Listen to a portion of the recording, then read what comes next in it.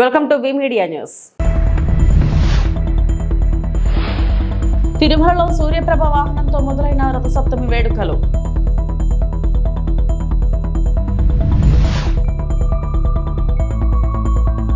విశాఖలో వైభవంగా రథసప్తమి వేడుకలు.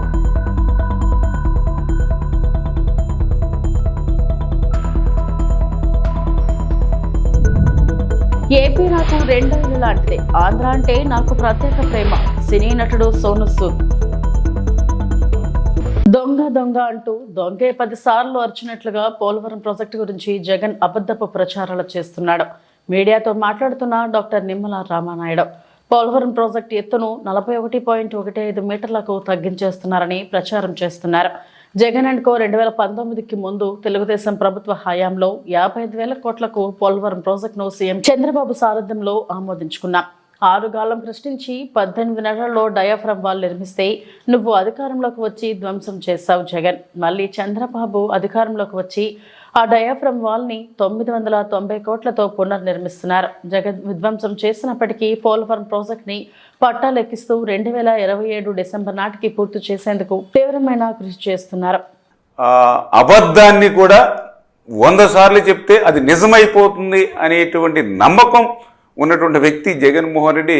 ఆ పోలవరం గురించి కూడా పదే అబద్ధాలు, అసత్యాలు. అంటే దొంగే దొంగ దొంగ అని అరిచినట్లుగా పోలవరం గురించి వీళ్ళు రోజు చేసేటువంటి అసత్యమైనటువంటి ప్రచారం. అందులో భాగంగానే పోలవరం ఎత్తు 41.15 మీటర్లకి మరి తగ్గించేస్తున్నారని ఈరోజు వీళ్ళు చెప్తూ ఉంటే చాలా ఆశ్చర్యం. ఎందుకంటే చరిత్ర చెప్తూ ఉంది, మనకున్నటువంటి డాక్యుమెంట్స్, ఎవిడెన్స్లు చెప్తూ ఉన్నాయి. 2019కి ముందు పోలవరం చరిత్రలో 41.15 మీటర్లని కానీ 45.72 మీటర్లు కానీ ఎక్కడైనా పోలవరం చరిత్రలో 2019కి ముందు ఎక్కడైనా ఉందా? అదేవిధంగా ఫేజ్ 1 అని కానీ ఫేజ్ 2 అని కానీ పోలవరం చరిత్రలో 2019కి ముందు ఎక్కడైనా ఏ డాక్యుమెంటేషన్లు అయినా, ఏ లేఖలైనా, ఏ ప్రతిపాదనలైనా ఎక్కడైనా ఉందా?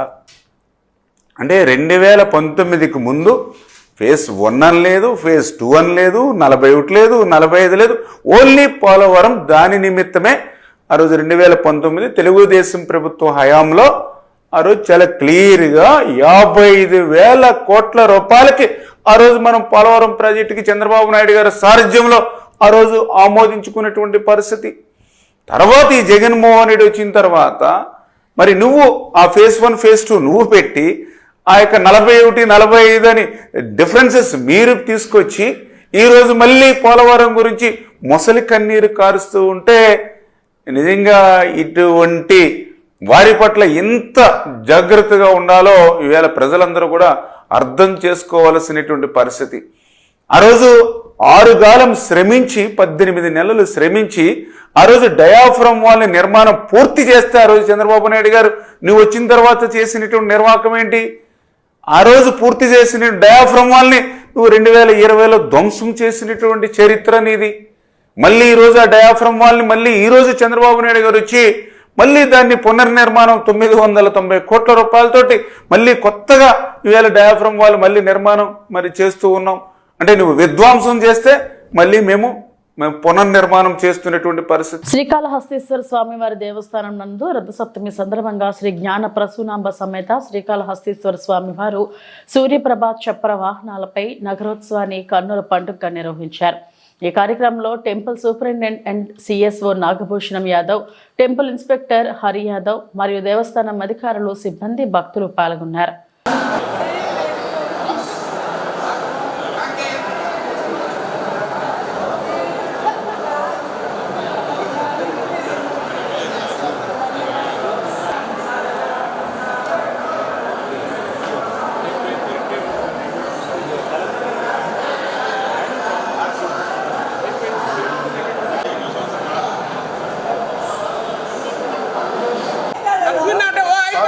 రండి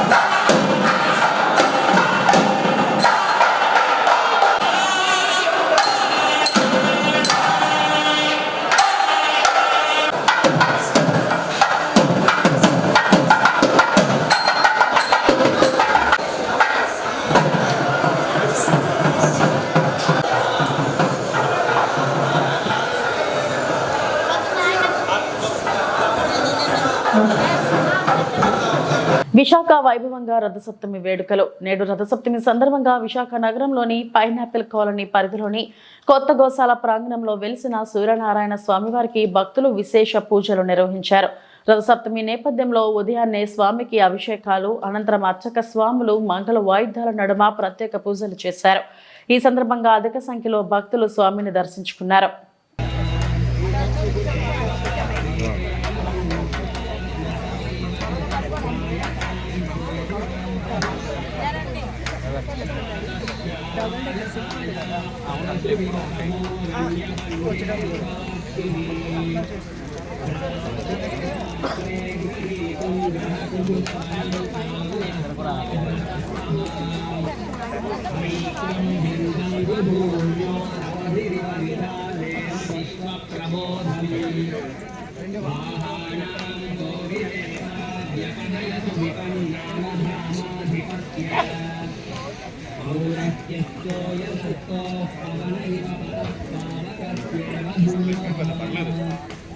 ఏపీ సీఎం చంద్రబాబును నటుడు సూద్ చారిటీ ఫౌండేషన్ వ్యవస్థాపకుడు సోను సూద్ అమరావతిలోని సచివాలయంలో కలిశారు. ఏపీ ప్రభుత్వానికి సోను సూద్ ఫౌండేషన్ 4 అంబులెన్స్లను అందించింది. నటుడుగా తనపై ప్రేమ చూపించిన తెలుగు ప్రజలందరికీ సోను సూద్ ధన్యవాదాలు తెలిపారు. తెలుగు ప్రజలు తనకు అత్యంత ఆప్తులన్న ఆయన వారికి ఏదైనా చేయటం తన బాధ్యతగా భావిస్తానని తెలిపారు. ఏపీ నాకు 2 ఇళ్ళు లాంటిది. ఇక్కడి ప్రజలు కారణంగానే తాను ఇంతటి వాడినయ్యానన్నారు. అందుకే ఆంధ్ర అంటే ప్రత్యేక ప్రేమ అని తెలిపారు. I think I don't need anything more than that. We have great politicians doing a lot of good stuff. We have Chandrababu sir, who's been a mentor for a lot of people. I think they're doing the great job. Me as a local individual, it's important to give back to the society. When you become big, when you become actors, when you become stars, when you earn a lot of money, I think it's time to give back to the society, because normal people are the ones who made us, and it's now our responsibility to give back to the society.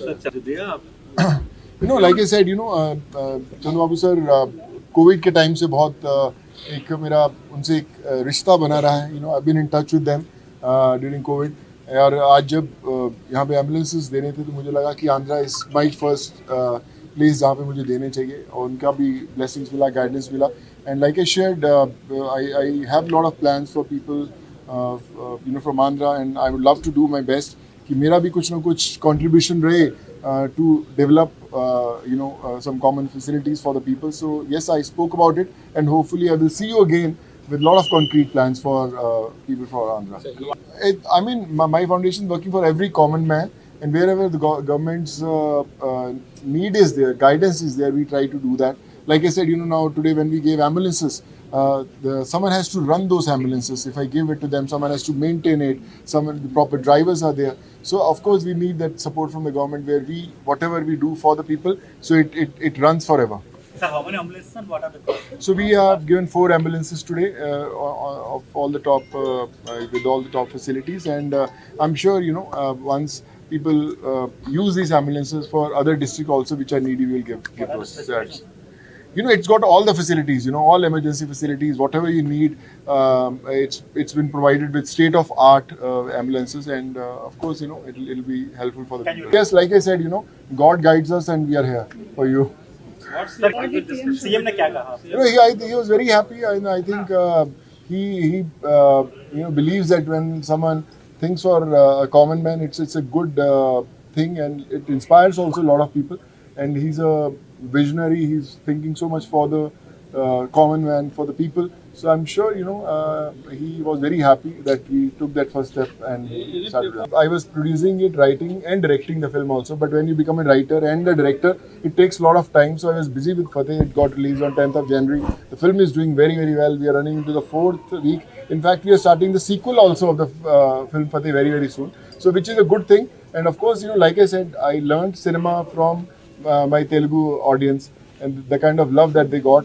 just a phone call away. Whenever they call me, Sonu Sood is always there for them. There is expectation that you are only Pendurthi area గిరిజన ఉద్యోగుల సంక్షేమ సంఘం నూతన committee ఎన్నికలు ఏకగ్రీవంగా అఖిల భారత గిరిజన ఉద్యోగుల సంక్షేమ సంఘం విశాఖపట్నం జిల్లా పెద్దలు మరియు పెందుర్తి ఏరియా గిరిజన ఉద్యోగుల సంఘం సభ్యుల సమక్షంలో నూతన పాలకవర్గం కమిటీని ఏకగ్రీవంగా ఎన్నుకొని ఈ రోజు నూతన కమిటీని పెందుర్తి ఏరియాలో ఉన్న గోపాలకృష్ణ కళ్యాణ మండపంలో ప్రమాణ స్వీకార కార్యక్రమం ఘనంగా జరిగింది. ఈ కార్యక్రమానికి అఖిల భారత గిరిజన ఉద్యోగుల సంక్షేమ సంఘములతో పాటుగా నగరంలో ఉన్న గిరిజన సంఘాల ప్రతినిధులు పాల్గొన్నారు. పెందుర్తి గిరిజన ఉద్యోగుల సంక్షేమ సంఘం నూతన అధ్యక్షులుగా రెండోసారి ఏకగ్రీవంగా ఎన్నికైన నెలకే చిట్టిబాబు పెందుర్తి ఏరియాలో సుమారుగా 500 మంది గిరిజన ఉద్యోగులు స్థిర నివాసులు ఏర్పాటు చేసుకుని ఉన్నారని, చాలా మంది ఏ సమస్య వచ్చినా ఎలా పరిష్కరించుకోవాలో తెలియక చాలా ఇబ్బందులు పడుతున్నారని, పెందుర్తి సంఘం ద్వారా కొంతమేరకు సభ్యులు ఎదుర్కొంటున్న సమస్యలు గతంలో పరిష్కరించామన్నారు. తమ కులస్తులు కుటుంబం సభ్యులు గిరిజన ప్రాంతం నుండి మైదాన ప్రాంతంకు వచ్చినప్పుడు సరైన భవనం లేక రోడ్లపైనే ఉంటున్నారని, వారి కోసం ఒక భవనం కట్టదలిచామని అన్నారు. తమకు గిరిజన భవన నిర్మాణం కోసం ప్రభుత్వం స్థలం కేటాయించాలని కోరారు.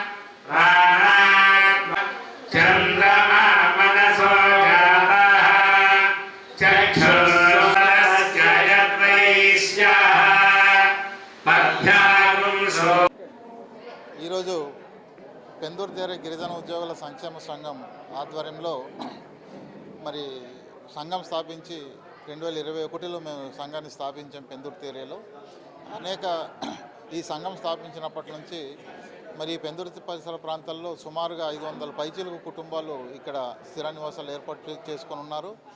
అలాగే మరి వివిధ ప్రైవేట్ సెక్టర్లలో కానీ వివిధ సంస్థలలో కానీ పనిచేస్తున్న వాళ్ళు కూడా సుమారుగా ఒక 500-600 కుటుంబాలు కూడా ఉన్నారు. ఓవరాల్గా ఒక 1000 కుటుంబాలు పెందుర్తి పరిసర ప్రాంతాల్లో గిరిజన కుటుంబాలు ఉంది. ఈ కుటుంబాలన్నీ ఏ సమస్య వచ్చినా సరే ఎక్కడికి వెళ్ళాలో తెలియని పరిస్థితిలో ఉంది. ఈ సంఘం ద్వారా సభ్యులకు ఏ సమస్య వచ్చినా సరే మేమందరూ కోఆర్డినేట్ అయ్యి ఆ సమస్య పరిష్కారం కోసం కృషి చేస్తున్నాము. గతంలో కూడా ఈ సమస్యలు ఎన్నో సమస్యలు వచ్చాయి. పోలీస్ స్టేషన్ గొడవలు కానీ, ఎంఆర్ఓ ఆఫీసుల గొడవలు కానీ, కేజీహెచ్లో అదే ఆరోగ్యాలు బాగలేకపోతే కూడా అక్కడికి వెళ్ళే పరిస్థితులు, హాస్పిటల్స్లో కానీ ఇలాంటి సమస్యలు వచ్చినప్పుడు కూడా మేము పరిష్కరించిన సందర్భాలు చాలా ఉన్నాయి. అలాగే గతంలో కూడా ఒక ఏఎస్ఐకి యాక్సిడెంట్ అయితే కూడా మా సంఘం వెళ్ళి సిపి గారితో కలిసి ఆ సమస్య పరిష్కారం చేయడం జరిగింది. పోలీస్ శాఖ వారు కూడా ఆయన కోసం కాస్త పట్టించుకోకపోతే మేమే వెళ్ళి సిపి గారికి చెప్పి చేసాము. అలాంటి సమస్యలు ఏ వచ్చినా సరే మేము ముందుండి మా సభ్యుల కోసం మేము పరిష్కారం కోసం కృషి చేస్తున్నాము. అలాగే పెందుర్తి పరిసరాల ప్రాంతాల్లో ఇంతమంది ఉన్నా సరే మరి ఎక్కడ కూర్చోవడానికి కూడా ఒక షెల్టర్ లేని పరిస్థితి ఉంది. కాబట్టి ప్రభుత్వం గుర్తించి ఇన్ని కుటుంబాలు ఉన్న ప్రాంతంలో కంపల్సరీ మాకు ఒక కమ్యూనిటీ హాల్ కానీ గిరిజన భవనంకి సంబంధించిన సైటు కానీ ఇవ్వాల్సిన అవసరం అయితే ఉంది. మేము మొన్ననే కలెక్టర్ గారు కూడా రిక్వెస్ట్ చేశాము. వైసీపీ నాయకులు ఈ నెల 5వ తేదీన చేసే ఫీజు పోరు కార్యక్రమంపై ఆళ్లగడ్డ ఎమ్మెల్యే భూమా అఖిలప్రియ స్పందించారు. వైసీపీ నాయకులు ఫీజు పోరు అనే కార్యక్రమాన్ని కాలక్షేపం కోసం చేస్తున్నారని, జగన్మోహన్ రెడ్డి ఏ ప్రోగ్రాం చేయకపోతే నాయకులందరూ పార్టీ నుంచి జారుకుంటారని ఏదో ఒక కార్యక్రమాన్ని చేస్తున్నారన్నారు. విద్యార్థుల గురించి, రైతుల గురించి వైసీపీ నాయకులు మాట్లాడాలంటే అసెంబ్లీకి వచ్చి మాట్లాడాలన్నారు. కూటమి ప్రభుత్వం వచ్చి సంవత్సరం కాకముందే వైసీపీ నాయకులు దీక్షలు, ధర్నాలు చేస్తున్నారన్నారు. నారా లోకేష్ విద్యార్థుల ఫీజుల కోసం ఒక జీవో తెచ్చారన్నారు. బడ్జెట్లో ప్రవేశపెట్టి విద్యార్థుల భవిష్యత్తుకు తోడ్పడుతున్నామన్నారు. విద్యార్థుల తల్లిదండ్రులు వైసీపీ నాయకులు చేసే ధర్నాల వల్ల తిట్టుకుంటున్నారన్నారు. వైసీపీ నాయకులకు ప్రతిపక్ష హోదా ప్రజలు ఇవ్వలేదు కాబట్టి ఏదో కాలక్షేపానికి ధర్నాలు దీక్షలంటూ చేస్తున్నారంటూ ఆగ్రహం వ్యక్తం చేశారు. అది విద్యార్థుల కోసం చేసేది కాదు, వాళ్ళకి టైం పాస్ కావట్లేదు. జగన్మోహన్ రెడ్డి గారు ఏం ప్రోగ్రామ్ పెట్టకపోతే అందరూ మెల్లిమెల్లిగా జారుకుంటున్నారు. వీళ్ళందరినీ కూడా జారుకోకుండా ఏం చేయాలంటే ఏదో కార్యక్రమాలు పెట్టి చేస్తున్నారే తప్ప నిజంగాంటే విద్యార్థుల కోసము వీళ్ళు గొంతెత్తి మాట్లాడాలంటే, రైతుల కోసం ఏదైనా గొంతెత్తి మాట్లాడాలంటే, అధికారం పార్టీ వాళ్ళు ఏదో చాలా దారుణాలు చేస్తున్నారని చెప్పి వీళ్ళు నిరూపించాలనుకుంటే ప్రజావేదిక అదేంటి అసెంబ్లీలో మాట్లాడిన వాళ్ళు ఈరోజు బయటకు వచ్చి ధర్నాలు ఎందుకు చేస్తున్నారండి? మీకు అసెంబ్లీలో మాట్లాడే అవకాశం ఇవ్వకపోతే కదా మీరు ధర్నాలకు దిగాల. మీరు చర్చించరు, బయటకు వచ్చి మాట్లాడరు. ప్రభుత్వం వచ్చి ఎన్ని రోజులు అవుతుంది? సంవత్సరం కూడా కాల ప్రభుత్వం వచ్చి అప్పుడే ధర్నాలు దీక్షలు. మేము ఒక పక్కన పనులు చేస్తున్నాం రా ఆయన చూస్తున్నారు, ఉచిత గ్యాస్ సిలిండర్లు ఇస్తున్నారు, పెన్షన్లు పెంచినారు, పంచుతున్నారు, టైంకి జీతాలు పడుతున్నాయి. లేదు లేదు మేము సూపర్ 6 కాలేదని చెప్తారు. ఇంకా పిచ్చోళ్ళకి ఏం చెప్తాం చెప్పండి. రెండోది, లోకేష్ అన్న గారు ఫీజు రియంబర్స్మెంట్ గురించి ఒక నిర్ణయం తీసుకొని జీవో ఇచ్చినారు. ఒక పక్కన నేను జీవో చూపించి మార్చి అయిపోయిన తర్వాత ప్రభుత్వం ఒక నిర్ణయం తీసుకుంటుంది, బడ్జెట్ సమావేశాలు జరుగుతాయి, దాని తర్వాత నిర్ణయం తీసుకొని ఒక డేట్ అనౌన్స్ చేయడం, దాని తర్వాత స్టార్ట్ అవుతుందని ఒక పక్కన మేము చెప్తుంటే లేదు లేదు లేదు మేము ధర్నాకు దిగుతాం. దేనికోసం ధర్నాకు దిగుతున్నారు? ఎవరి కోసం చేస్తున్నారు? విద్యార్థులు తల్లిదండ్రులు కూడా తలగొట్టుకుంటున్నారు. వీళ్ళు మొత్తానికే మా గొప్ప మీద పడి చేసుకున్నారు, మమ్మల్ని ఇబ్బంది పెడుతున్నారు. మాకు ప్రభుత్వం వచ్చిన తర్వాత ఇంకా బాగుంటుందని మేము అనుకుంటుంటే వీళ్ళు వచ్చి మన కోసం ధర్నా చేస్తామని చెప్పి ఈరోజు వాళ్ళు తిట్టుకుంటున్నారు, మేము కాదు, విద్యార్థులు తిట్టుకుంటున్నారు. అరే బాబు మీరు నోరు మూసుకొని ఇళ్లలో కూర్చోండి బాబు, మాకు ప్రభుత్వం తరపు నుంచి రావాల్సి వస్తాయి అనే నమ్మకం ఈరోజు మాకు ఉందని చెప్పి వాళ్ళు ముత్తుకుని ఉంటే వీళ్ళు ధర్నాలు చేస్తారంట.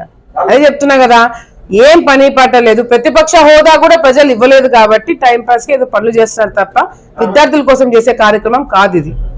మహిళల అండర్-19 ప్రపంచ కప్, ఉమెన్స్ అండర్-19 T20 WCలో అత్యద్భుత ప్రతిభ కనపరిచి పట్ల ప్లేయర్ ఆఫ్ ది టోర్నమెంట్ సాధించిన గంగోడి త్రిష ఆనందం వ్యక్తం చేశారు. మలేషియా నుంచి బెంగళూరు మీదుగా గొంగడి త్రిష ధృతి కేసరి హైదరాబాద్ చేరుకున్నారు. వీరికి హెచ్సిఏ అధ్యక్షుడు జగన్మోహన్ రావు ఘన స్వాగతం పలికారు.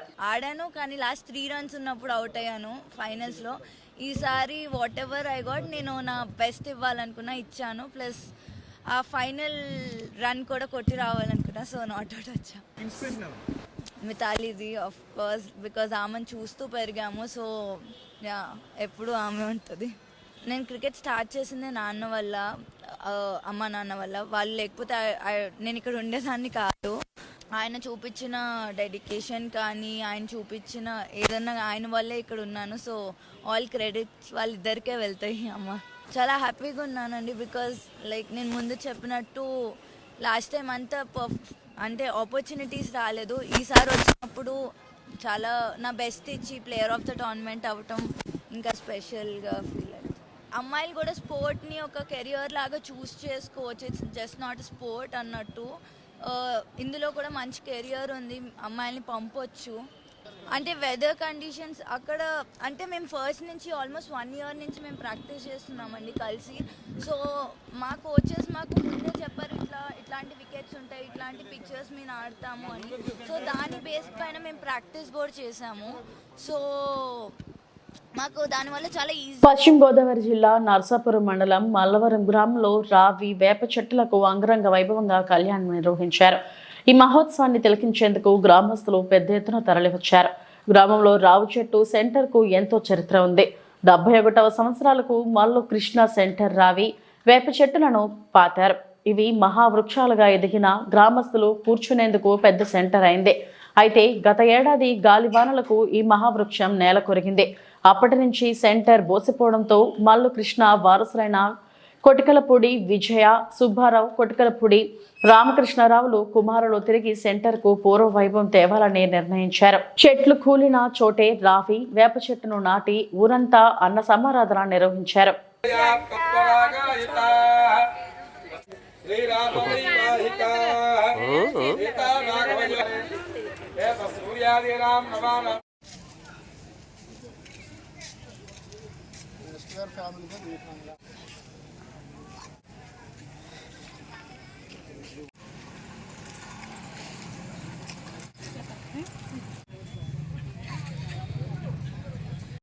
సేకరించుకున్న చోటికి చాలా టైం పడుతుంది.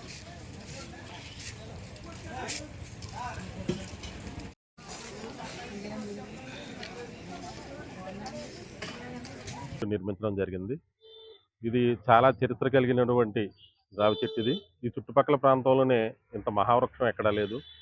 ఈ రావి చెట్టు వల్లే ఈ సెంటర్కి రావి చెట్టు సెంటర్ అనే పేరు వచ్చింది. ఆ తర్వాత మల్లు కృష్ణమ్మ గారి మనవలైనటువంటి మల్లు కొటికిలిపూడి విజయ సుబ్బారావు, వారి కుమారులు, వారి మనవలు, మరలా కొటికిలిపూడి రామకృష్ణ గారి వారి అబ్బాయి, పిల్లలు, వారి మనవలు సహకారంతో మరలా ఇది పునర్నిర్మాణం చేయడం జరిగింది. గత సంవత్సరం గాలివానకి ఈ చెట్టు, ఈ మహావృక్షం కూలిపోవడంతో పునర్నిర్మితం చేయాలనే ఉద్దేశంతో వీరికి కలిగినటువంటి ఈ శుభ సంకల్పమైనటువంటి కోరిక, వీరు మా గ్రామం నుండి భీమవరం వెళ్ళినప్పటికీ కూడా కన్న తల్లిని, జన్మభూమిని ఏకత్వంతో చూస్తూ ఈ పురిటిగడ్డపై వారికి ఉన్నటువంటి అభిమానంతో మరలా మా గ్రామంలో ఈ పునర్నిర్మాణం చేసి మా గ్రామస్తులందరికీ కూడా మంచి ఈ కార్యక్రమాన్ని అన్నదానం చేసి వీరిద్దరి అన్నదమ్ములిద్దరూ కూడా ఎంతో ఈ గ్రామానికి సేవ చేయడం జరిగింది. వీరి సేవలను గుర్తిస్తూ మల్లవరం గ్రామ ప్రజలు అందరూ కూడా వీరికి హృదయపూర్వకమైనటువంటి ఇవి ఇప్పటివరకు నా బులెటిన్ అప్డేట్స్. నమస్తే.